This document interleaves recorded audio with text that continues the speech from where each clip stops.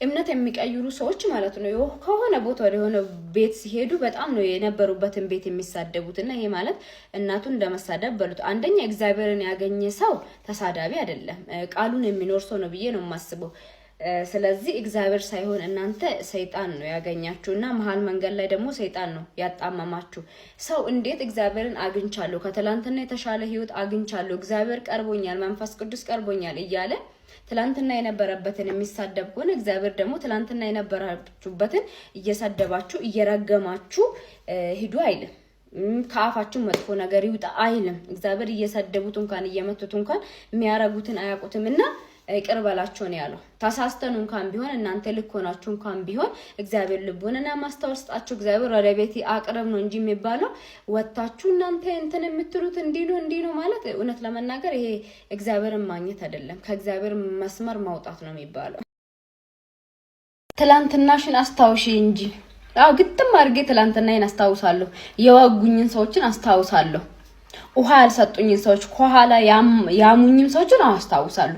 እሱን አስታውሳለሁ። ሌላ ምን አላበላችሁ አላጠጣችሁ ትላንትና ምን እንዳረግ ፈልጋችሁ ነበር ወደ ኋላ ተመልሼ እንዳላቅስ እንዲቁዝም ምስል ነው ደስ የሚላችሁ አይደለም። ትላንትና ያው ብዙ ነገሮችን አስታውሳለሁ። እግዚአብሔር ይመስገን። አው ካስታወስኩ ደግሞ ምን እንደማስታውስ ታውቃላችሁ እናንተ። እና ትላንትና ዛሬ ሲያልፈልሽ እንዲ ተበጣጣሽ ምበጣጣሰው እኔ መድኃኒዓለም ሰጥቶኝ አክብሮኝ ግርማ ሞገስ ምን ቅርቅር እንድልም ያረገኝ ራሱ እኔ መድኃኒዓለም ነው። እንደናንተ ሐሳብማ ሻትዳው ነበር የምታረጉት።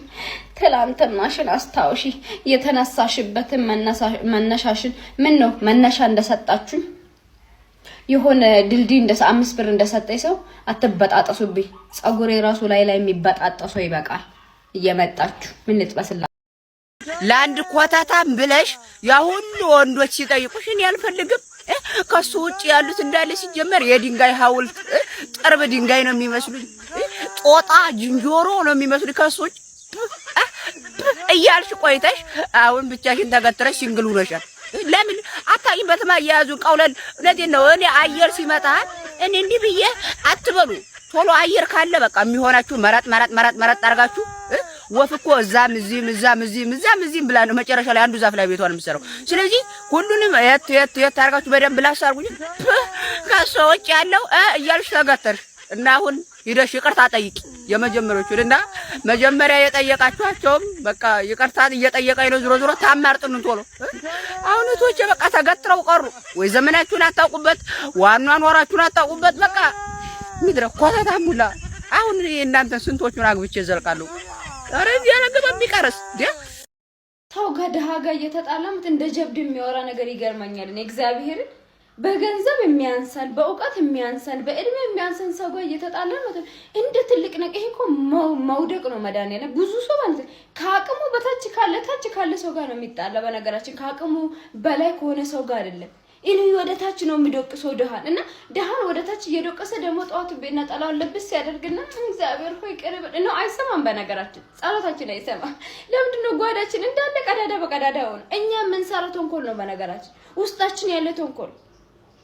ሰው ቤት ውስጥ ያለውን ሰራተኛ እየረገጠ ዝቅ ብሎ ከቤት ሰራተኛ ጋር እየተጣላ ከዛ ቤተክርስቲያን ሄደን እግዚአብሔር የተሻለን ሰራተኛ ስጠን። እቺ እንደሃ ያልቻልሽውን እንዴት ይሰጥሻል እንዴ?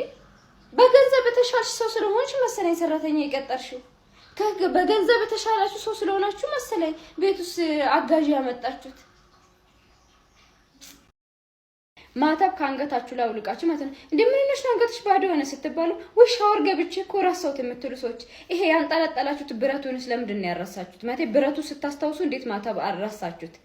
ብረት ለመሸከም አትረሱ። ማታብ ሲሆን ደግሞ ሻወር ገብታችሁ ነው። እና ማታብ ማድረግ እንደ ፋራነት እንደ ሰገጠነት ነው የምታዩት። በጣም ትልልቅ ደረጃ ላሉ ሰዎች ማታብ አያረጉትም። ካያችሁት በጣም አርቲስቶች የሚሆን ብቻ ሰነጠል የሚሉ ሰዎች ማታብ አንገታቸው ላይ አታዩትም።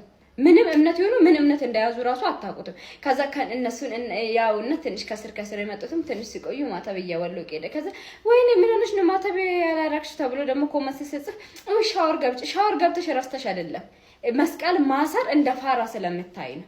ለምን አልነገራችሁ? ለምን እንወሻሻለን? እመቤትን እኔ ማታብ አውልቄ አረሳም እንደራሴ እግዚአብሔር ምስክር አንገቴን የሆነ እኔ እንጃ ቁሌታም የሆነ ነው የሚመስለኝ አንገቴና ባንወሻሻ ብረቱን ያረሳችሁት መስቀል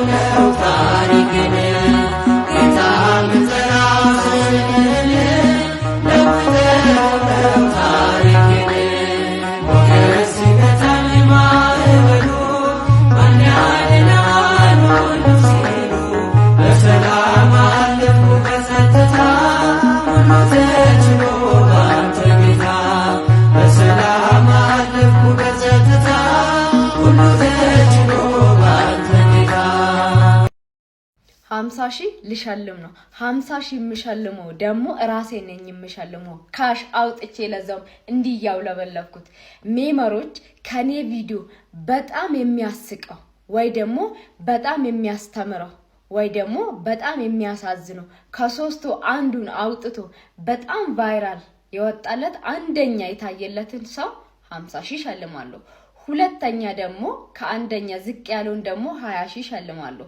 ሶስተኛ ደግሞ 10 ሺህ ሸልማለሁ። ስለዚህ ይሄን ቪዲዮ ለሜመሮች ሼር አድርጉትና ከኔ ቪዲዮ ወይ በጣም የሚያስቅ ወይ ደግሞ አስገራሚ ቪዲዮ ወይ የሚያስተምር ወይ ደግሞ የሚያሳዝን ሊሆን ይችላል በእነዚህ ሶስት ዙራ ላይ በጣም ምርጥ ቪዲዮ የሰራውን አንደኛ በጣም የታየለትን 50 ሺህ፣ ሁለተኛ 20 ሺህ፣ ሶስተኛ 10 ሺህ እሸልማለሁ።